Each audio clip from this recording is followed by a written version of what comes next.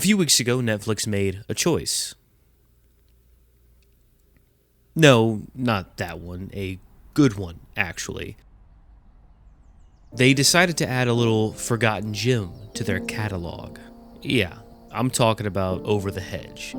Back in 2006, this was a WWE SmackDown hit with all the dudes for its witty and clever humor. Strangely, its all-star cast and Avril Lavigne.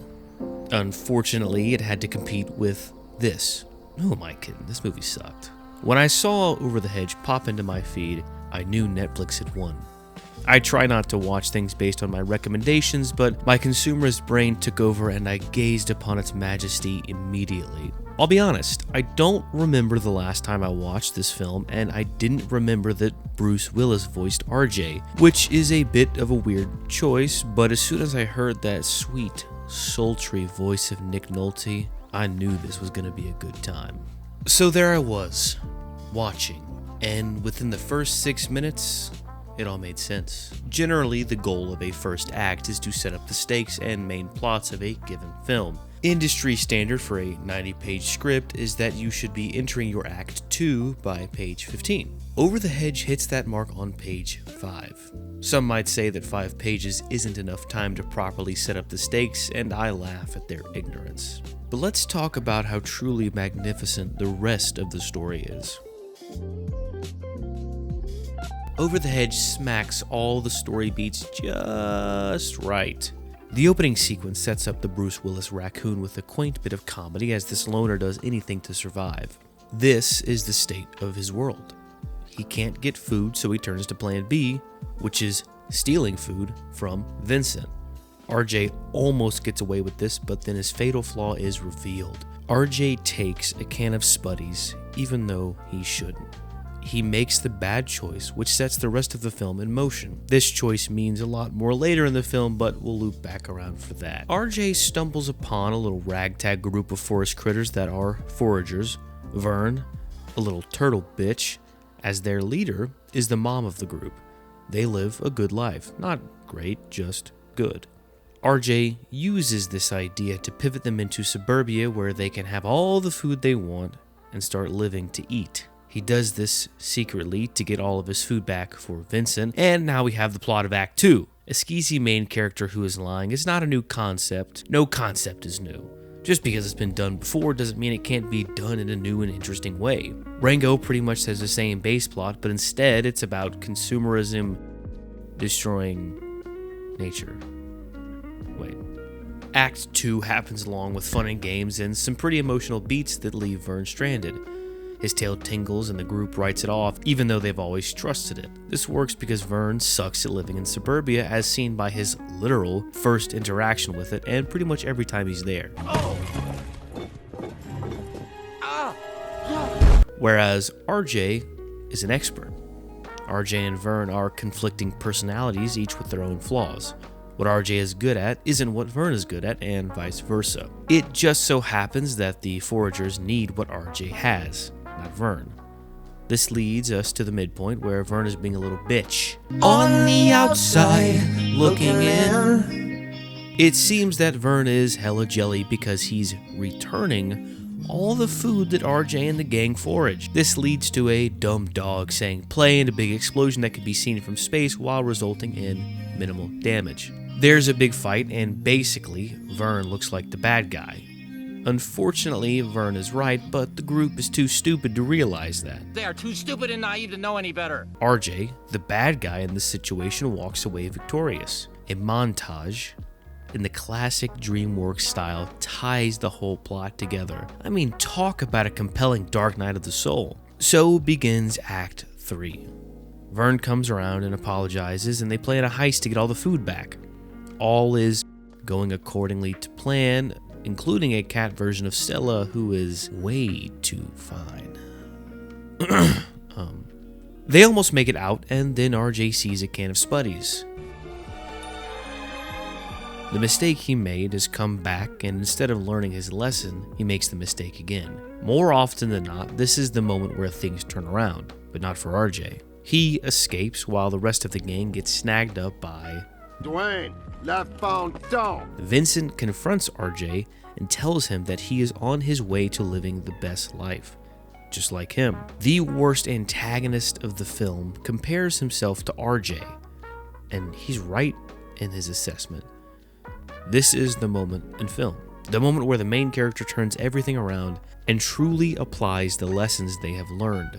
In this moment of triumph, RJ is vulnerable. He states simply, "Actually, I do."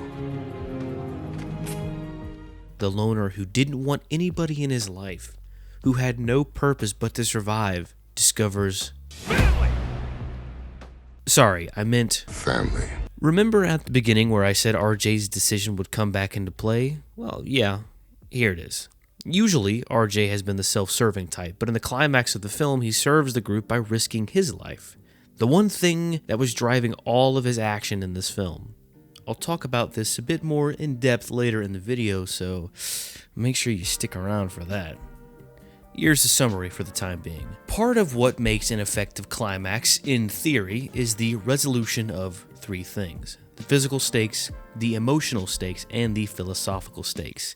In the four-way throwdown climax that Over the Hedge has, all three of those stakes are resolved. Vincent gets zapped into infinity, physical stakes, RJ isn't alone anymore, emotional stakes, and he understands what it means to sacrifice and the fulfillment that can come from it.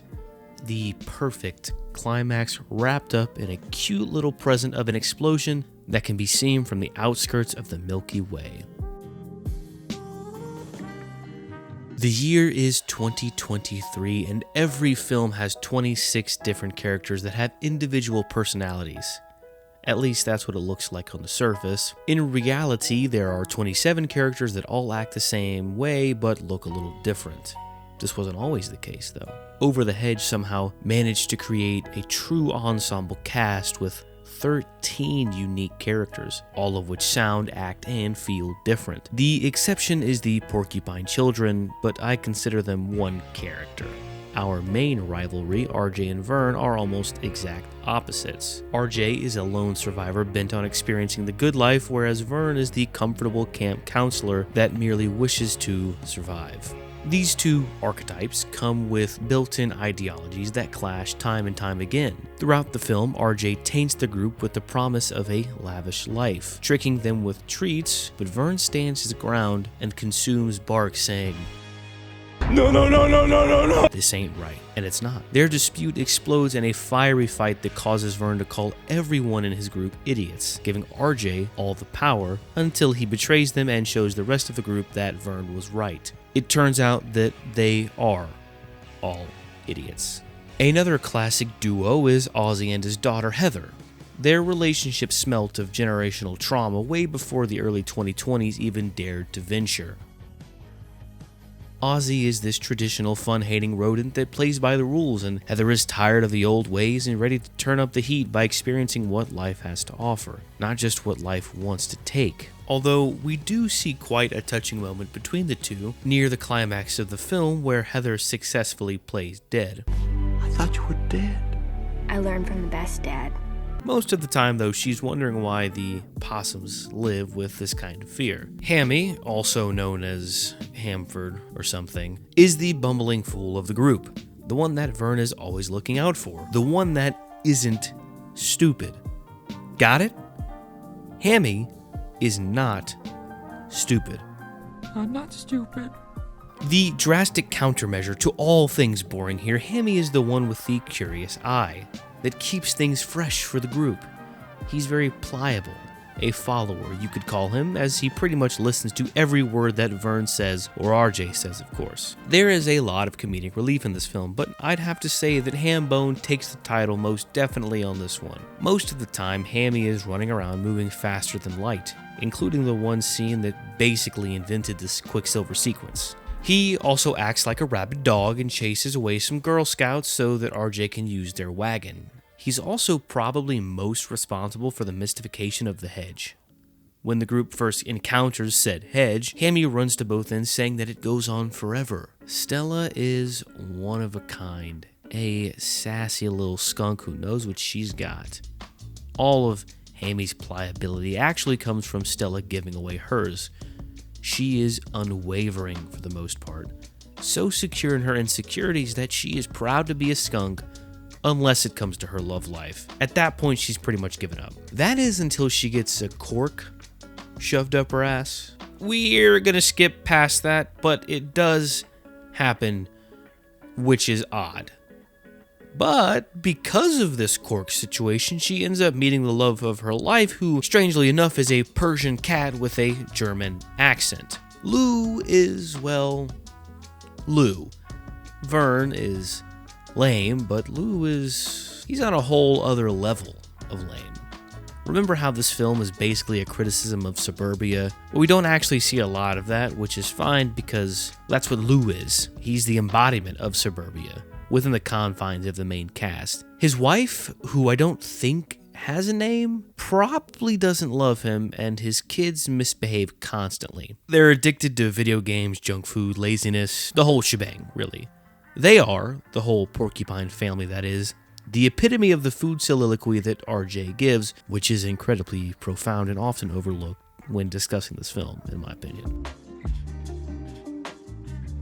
Yes, I know villains are characters too, but I feel as though they play a special part in this film, mainly because there are three, each being a different type of threat. You have Vincent, big ol' scary grizzly, Gladys, the head of the HOA, and Dwayne. I will say that none of these characters are really fleshed out, but instead exist to counter an idea or represent something. Their function is less character and, well, function. Vincent is the driving force of the film. Without him, there would be no RJ being scared, which means no film. He also exists to be the object of RJ's redemption. During the climax of the film, RJ is delivering Vincent the food that he lost, and Vincent goes on about how RJ is turning into him, which is a good thing because Vincent has the perfect life. You keep this up, you're gonna end up just like me, having everything you ever wanted. RJ does not want this, and instead of becoming what Vincent is, he becomes what he needs to be. Without Vincent, RJ doesn't know what he's missing. Gladys represents the worst of us, living life to its fullest and with perfection. She's got a big house with all the newest appliances, a massive car that guzzles gasoline with a tasty 1 gallon per mile, and the most annoying voice on the planet. Fine. You worry about your casserole, and I'll worry about the end of suburban peace and tranquility! The Vern gang is the only thing standing in the way of Gladys's perfect little suburban life. To be quite frank, she's a bitch. But it works. This cautious tale of environmentalism only works because Gladys is constantly trying to destroy it, which is the perfect shade of true green that is so blatantly fake is beautiful in the eyes of any given beholder. That is, until she is determined to be rid of the pests that lurk about. This forces Gladys to revamp her lawn into an anything that moves shall die by my hand environment, which is created by the one and only Dwayne, La Fondant. I won't front with you. This is probably the weakest villain, but at the same time, the best one. Dwayne is a loser. So if Gladys is the judge, then Dwayne is the executioner. He is the one that brings bashed in the head. One of the first times that we see him is when Gladys calls to get rid of the pests, and after a time her entire lawn is equipped with deadly, death-dealing equipment designed to obliterate anything that moves. This is the part that everybody wanted to see. Sorry, I made you wait so long. I was not trying to increase watch time or anything mischievous like that. For being such a simple film, the thematic presence is a little complicated, but also kind of perfect. Michael Arndt, a screenwriter and film theorist, has really nailed down what makes a film good. Generally speaking, of course. The beginning of a good film usually involves a bad choice. This is what sets the main character in opposition to the world. RJ stealing Spuddies, in this case. Throughout the film, there should be 3 different thematic stakes, which I've already gone over, the physical, emotional, and philosophical. The climax is the spearhead for all of those stakes to be resolved. And that happens. Once the second act starts to get going, the film unravels these stakes. The physical is obviously RJ trying to save his skin by getting Vincent all of his food. The emotional is RJ finding a family, and more importantly, a purpose other than surviving. Philosophically, a rejection of suburbanization and consumerism. During the climax, which is an epic chase sequence of sorts, three things happen. RJ succeeds in returning Vincent's food, and shortly after decides to save the Vern gang. At the end of this fight, the very weapons that the Verminator had installed became the catalyst for all three villains' downfalls. I've talked about climaxing enough, so let me give you a little bit of evidence as to why these themes are accurate. For the physical stakes, well, Vincent promises to kill RJ, and he means it. There are a few sequences where RJ has some bad dreams with the moon, which is pretty emblematic and possibly even straightforward. The emotional stakes are quite gut-wrenching sometimes. We see RJ being sad and alone in the beginning and then slowly falling in love with the Vern gang while he tries to be the cool uncle that doesn't care. Primarily, in the middle of the film, RJ is watching TV with the Vern gang and a commercial is playing where the TV guy says, "Because when you feel like a dirtbag, it's because you're a dirtbag, right? So just own it." And then RJ says, "I am a dirtbag." Hardcore moment of contemplation right there. In The Dark Knight of the Soul, RJ steals Spuddies yet again, in the same manner where he just has to go back, but eventually he realizes the real Spuddies is the family he's made along the way. The philosophical stakes are pretty obvious too. It's a film about forest animals trying to survive while the ever-increasing threat of suburban life creeps ever closer as the days go by. They are in a little bitty spot of a huge bland-ass neighborhood with every human intent on killing them or having something that will kill them. The best sequence, however, is the speech RJ gives about food, wherein food is everywhere and so are the latest high-tech consumerist items. Food, food, food, food, food! Does anyone remember this? I heard there was a secret chord that David played and it pleased the Lord, but you don't really care for music, do you? It goes like this: the fourth, the fifth, the minor fall, the major lift, the baffled king composing hallelujah, hallelujah, hallelujah, hallelujah, hallelujah.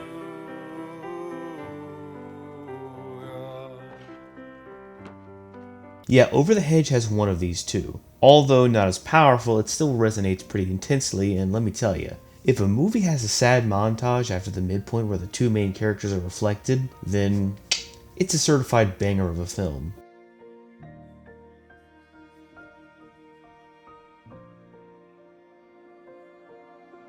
But that's all I got for this video. If you made it this far and you haven't watched Over the Hedge yet, then go do that. If you found anything informative, entertaining, insightful, insert other big words, then like and subscribe so you can see more stuff like this. If you agree or disagree with anything I've said or just have general thoughts, drop them in the comments section below so we can talk about it. Videos come out every now and then, so hit that notification bell so you can know whenever we release something. Anyway, I'll catch you in the next one.